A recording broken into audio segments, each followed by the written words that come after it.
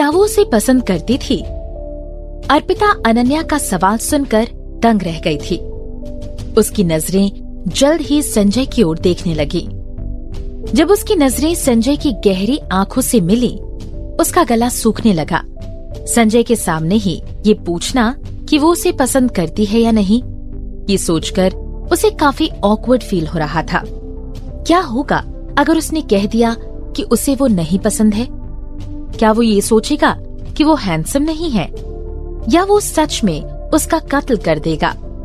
हालांकि अगर वो कह भी दे कि उसे संजय पसंद है, क्या वो ये नहीं सोचेगा कि बाकी सभी लड़कियों की तरह वो भी उसके करीब आने की कोशिश कर रही है? अनन्या ने सच में उससे काफी डिफिकल्ट क्वेश्चन पूछ लिया था। उस सवाल का कोई भी सही जवाब नहीं था। संजय अर्पिता की ओर देखने लगा। अर्पिता काफी कंफ्यूज नजर आ रही थी कि वो अनन्या के सवाल का क्या जवाब दे। जब उसने पहली बार अनन्या के सवाल को सुना, उसने उसे सीरियसली नहीं लिया।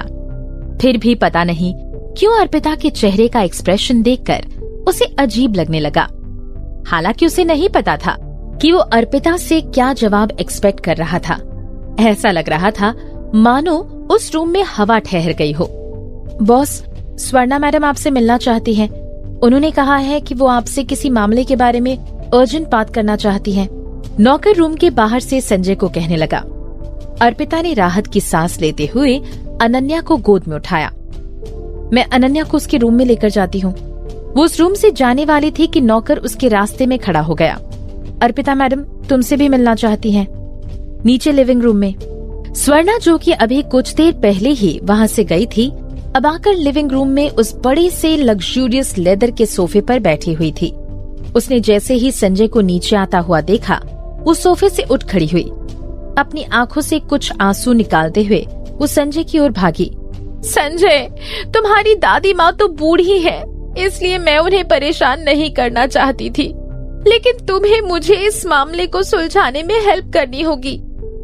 स्वर्णा संजय को कुछ कहने का मौका दिए बिना उसके पीछे खड़ी अर्पिता की ओर उंगली दिखाने लगी।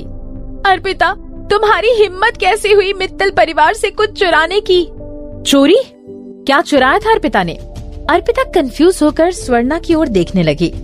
ऐसा कतई मत सोचना कि तुम मना कर दोगी और हम लोग मान जाएंगे। जब मेरी डायमंड क्लिप की डिलीवरी हुई, सिर्फ तुम ही मेरे रूम में थी ना। अगर चोरी तुमने नहीं की तो और कौन कर सकता है? स्वर्णा आगे बढ़ी और उसका हाथ पकड़ते हुए कहने लगी। मैंने नहीं की, अर्पिता अपना हाथ छुड़ाते हुए कहने लगी। जैसे ही वो कुछ कहने वाली थी, स्वर्णा उसे रोकने लगी। अगर तुम ये कह रही हो कि तुमने चोरी नहीं की, तो क्या तुम मुझे खुद की तलाशी करने दोगी? अर्पिता ने कभी सोचा भी नहीं होगा कि स्वर्णा बदला लेने के लिए उसके खिलाफ चोरी की साजिश रचेगी। उसे पता था कि वो डायमंड क्लिप अर्पिता के पास नहीं है, फिर भी उसने उसकी तलाशी लेने के लिए कहा। अर्पिता ने बिना कुछ कहे आगे बढ़कर स्वर्णा को उसकी तलाशी लेने के लिए हाँ कर दिया।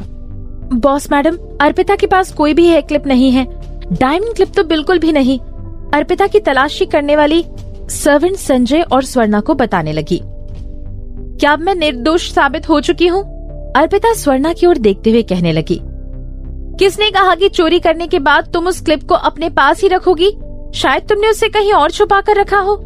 जैसे ही स्वर्णा ने अपनी बात खत्म की, अर्पिता के रूम से दूसरी सर्वेंट बाहर आई। मैडम, आपकी डायमंड क्लिप मिल गई है। ये अर्पिता के रूम में उसकी जैकेट में थी। वो सुनते ही स्वर्णा का चेहरा खिल उठा। कदम बढ़ाते हुए वो कहने लगी, इस बार तुम्हें रंगे हाथों पकड़ी गई हो। देखते हैं अब तुम्हें क्या कहना है। वो पीछे मुड़ी और संजय की ओर देखते हुए कहने लगी। संजय, तुम अर्पिता जैसे बेईमान लोगों को मित्तल हाउस में नहीं रख सकते हो। जब संजय ऊपर से नीचे आया, वो काफी चिढ़ा हुआ नजर आ रहा था। उसके दिमाग में अभी भी यही चल रहा था कि अर्पिता अनन्या के सवाल का क्या जवाब देती। लेकिन आखिर में अर्पिता के जवाब को सुनने के पहले ही स्वर्णा ने आकर उनकी बात को टोक दिया।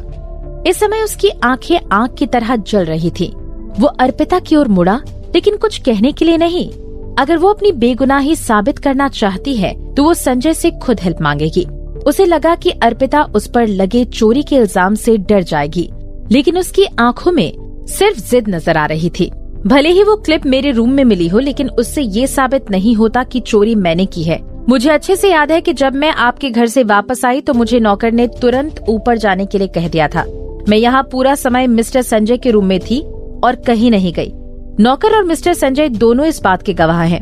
अर्पिता स्वर्णा की ओर देखते हुए कॉन्फिडेंस के साथ कहने लगी, देखो तुम इतना सब कुछ होने के बाद भी बहाने बना रही हो। संजय को भनक भी नहीं थी कि संजय इस मामले में शामिल होगा। संजय का नाम सुनकर पैनिक होने लगी। हालांकि उसे इस बात का पहले से ही पता था, इसलिए उसने खुद को शांत किया।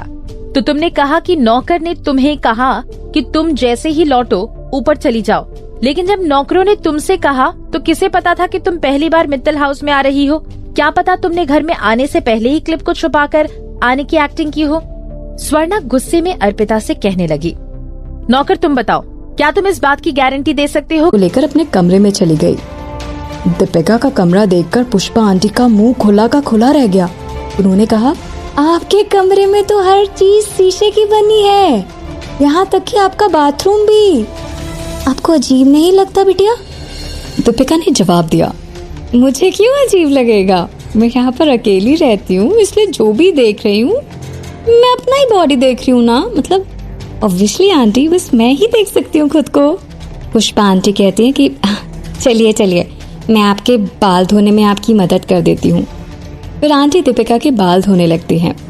दीपिका ने बीच में पूछा, मेरे एक्सीडेंट के बारे में आपको किसने बताया?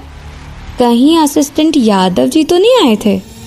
दीपिका सवाल पर सवाल पूछ रही थी, जैसे उसे जानना हो कि पिछले 3 दिन में यहाँ क्या क्या हुआ था। पुष्पा आंटी बताती हैं कि जब उस दिन आप शाम तक घर नहीं आई थी तो मैंने कमलनाथ जी से कहा कि वो आपको कॉल करें, पर आपने फोन नहीं उठाया। फिर हमारे मन में बहुत बुरे बुरे ख्याल आने लगे, कहीं आपके साथ कुछ बुरा तो नहीं हो गया। ये कहते कहते अचानक ही पुष्पा आंटी की आंखों से आंसू गिरने लगे। दीपिका ने उन्हें गले लगाते हुए कहा, अरे आंटी अब सब ठीक है, आप खुद ही देख लीजिए, मैं बिल्कुल सही सलामत आपके सामने खड़ी हूँ, रोइए मत आंटी। पुष्पा ने फिर कहा, उस रात को यादव जी यहाँ पर आए थे और हम लोगों को बताया कि आपका एक्सीडेंट हो गया है। जब उन्होंने बताया कि आप बिल्कुल ठीक हैं, तब जाकर हमें थोड़ी राहत की सांस आई बिटिया। दीपिका ने मुस्कुराते हुए कहा, ये जरूर डॉक्टर अक्षय का आइडिया रहा होगा। अगली बार ना जब उनसे मैं मिलूंगी ना तो उन्हें थैंक यू जरूर बोलूंगी। पुष्पा आंटी ने दीपिका को रोकते हुए कहा, नहीं नहीं बेटिया, ये रणबीर सर का आइडिया था। ये सुनकर दीपिका चौंक गई और कहती है, क्या आप सच कह रहे हो आंटी? धड़कता है क्यों, धड़कता है क्यों, ये जाने न मैं न तू, कैसा ये दिल का कनेक्शन है तुझसे हुआ